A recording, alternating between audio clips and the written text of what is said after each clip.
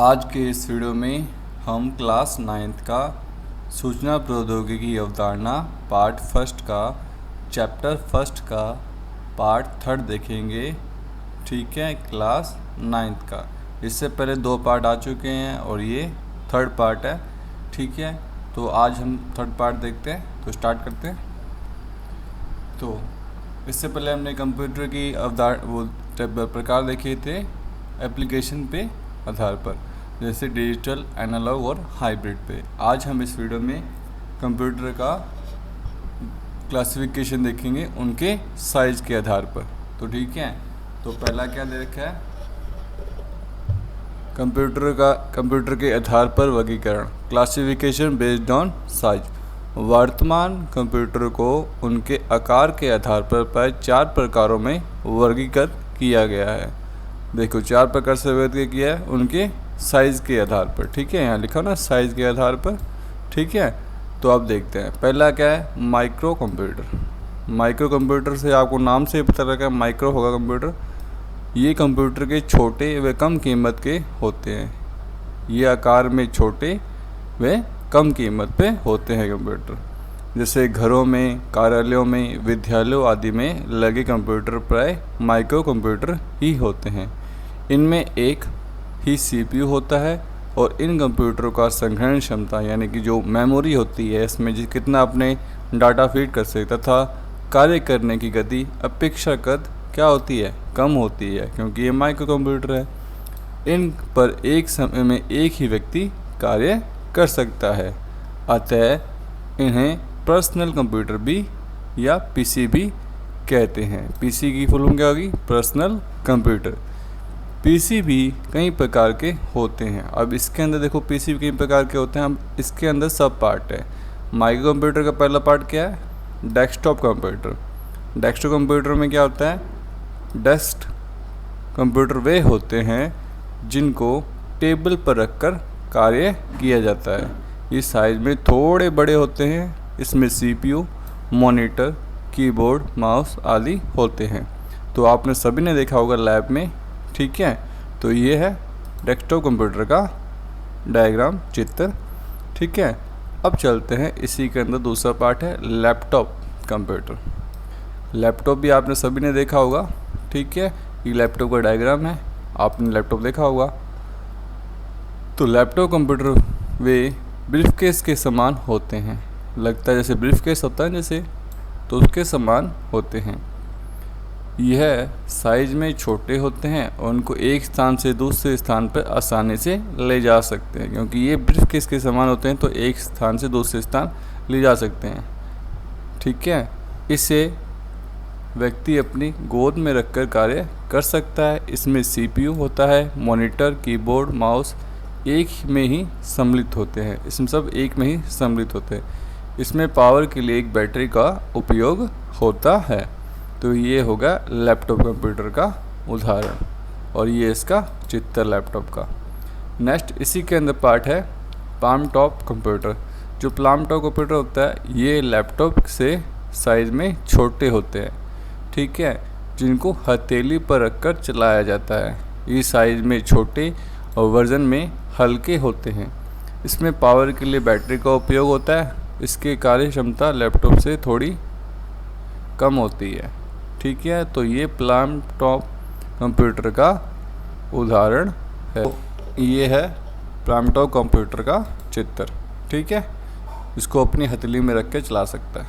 Okay, तो अपने अब नेक्स्ट चलते हैं इसमें ही नोटबुक कंप्यूटर।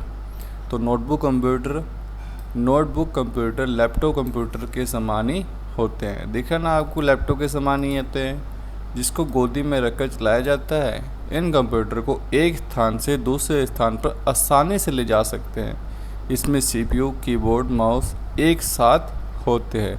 इनकी कार्य करने की क्षमता लैपटॉप से कम होती है, क्योंकि साइज में भी छोटे और उसमें मेमोरी करने की क्षमता भी कम होगी। टैबलेट कंप्यूटर आपने सबने टैबलेट देखा होगा कंप्यूटर। तो ये टैबलेट कंप्यूटर ये मोबाइल से थोड़े बड़े होते हैं साइज़ में तथा इनको उंगलियों द्वारा चलाया जाता है, टच स्क्रीन जैसे। ठीक है, तो ये टैबलेट कंप्यूटर का डायग्राम है, चित्र है। नेक्स्ट, अब सेकंड पे आ जाते हैं, मिनी कंप्यूटर। माइक्रो कंप्यूटर का अपन ने देखिए उदाहरण सब कुछ, उसके अंदर डेस्कटॉप, लैपटॉप और ये टैबलेट कंप्यूटर आते हैं। अब आते हैं मिनी कंप्यूटर। मिनी कंप्यूटर थोड़े साइज़ में बड़े होते हैं, जैसे ये मध्यम आकार के सामान्य उद्देश्य वाले कंप्यूटर होते हैं। ये माइक्रो कंप्यूटर की तुलना में कार्यशील, शक्तिशाली व अधिक कीमत वाले होते हैं। जैसे मैंने आपको बताया था, इनकी संग्रहण क्षमता व कार्य करने की गति अपेक्षाकृत अधिक होती है। किससे? माइक्रो कंप्यूटर से। इनमें एक से अधिक सीपीयू होते हैं। इन पर एक समय में एक से अधिक व्यक्ति कार्य कर सकते हैं। इनका उपयोग प्राय बड़े कार्यालयों, बैंकों आदियों में किया जाता है। तो मिनी कंप्यूटर के अब देखते हैं कौन कौन से इसके पार्ट है। तो ये मिनी कंप्यूटर का एक चित्र है, ठीक है। तो ये साइज़ में आप देख सकते हो, बड़े भी है साइज़ में, ये मिनी कंप्यूटर का पार्ट है। अब तीसरा देखते हैं, main frame computer. Main frame computer ये आकार में बहुत बड़े होते हैं। इनकी संग्रहण क्षमता यानी जो मेमोरी होती है इसके अंदर डाटा फीड करने की एवं कार्य करने की गति बहुत अधिक होती है। इन कंप्यूटर पर एक समय में कई व्यक्ति कार्य कर सकते हैं। ये अधिक महंगे होते हैं। इनका उपयोग प्राय रेलवे, आरक्षण, बीमा कंपनियों, अनुसंधान संस्थाओं, बड़े व्यावसायिक संगठनों में किया जाता है। इसके उदाहरण देखो, ये कौन कौन से होते हैं मेन फ्रेम कंप्यूटर। IBM 4300, ये कंप्यूटर के उदाहरण हैं इनके मेन फ्रेम कंप्यूटर के। कौन कौन से इनके नाम है देखो, IBM 4381, VX 8842 आदि मेन फ्रेम कंप्यूटर के उदाहरण हैं। तो आप देख सकते हो मेन फ्रेम कंप्यूटर का उदाहरण, ये सारे कंप्यूटर मेन फ्रेम कंप्यूटर जो बड़े होते हैं साइज़ में, इनको मेमोरी ग्रहण करने की क्षमता भी अधिक होती है और ये बहुत ही फास्ट चलते हैं। अब चलते हैं super computer. Next, super computer. Super computer ये आकार में सबसे बड़े कंप्यूटर होते हैं। इनकी संग्रहण क्षमता, मेमोरी व कार्य करने की गति सर्वाधिक होती है। अधिक जटिल एवं उच्च कोटि की शुद्धता वाली गणनाएं सुपर कंप्यूटर से ही संभव है। ये कंप्यूटर सबसे महंगे हैं। इनकी कीमत अरबों रुपए में होती है। इन पर भी अनेक व्यक्ति एक साथ कार्य कर सकते हैं। इनका उपयोग मुख्यतः कहाँ होता है? वैज्ञानिक अनुसंधान में, संगठनों में, मौसम की भविष्यवाणी करने में, अंतरिक्ष अनुसंधान प्रयोगशालाओं में, रक्षा संगठनों में, नाभिकीय संयंत्र नियंत्रण में, आनुवांशिकी, अभियांत्रिक आदि कार्य आदि में किया जाता है। तो आपको पता लग गया ये कहाँ का यूज होता है सुपर कंप्यूटर। ये लाइन देखो कहाँ का यूज होता है, ये आपके यहाँ सुपर कंप्यूटर का उपयोग किया जाता है। अब सुपर कंप्यूटर के कुछ उदाहरण देखो।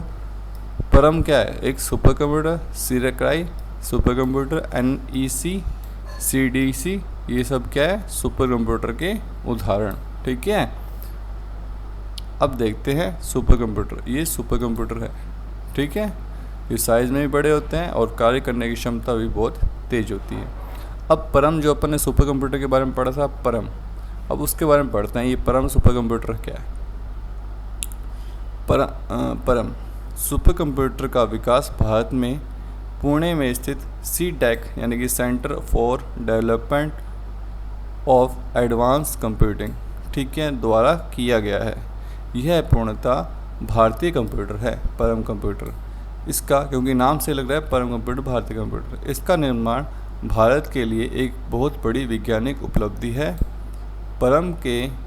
परम के एक से बढ़कर एक अनेक उत्कृष्ट स्वरूप हैं, जैसे कि इनके और कौन से स्वरूप हैं?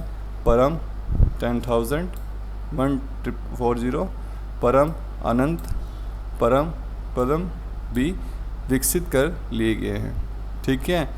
इन सुपर कंप्यूटरों का उपयोग भारत में ही नहीं विदेशों में भी हो रहा है और वहाँ ये दिनों दिन अधिक लोकप्रिय होते जा रहे हैं।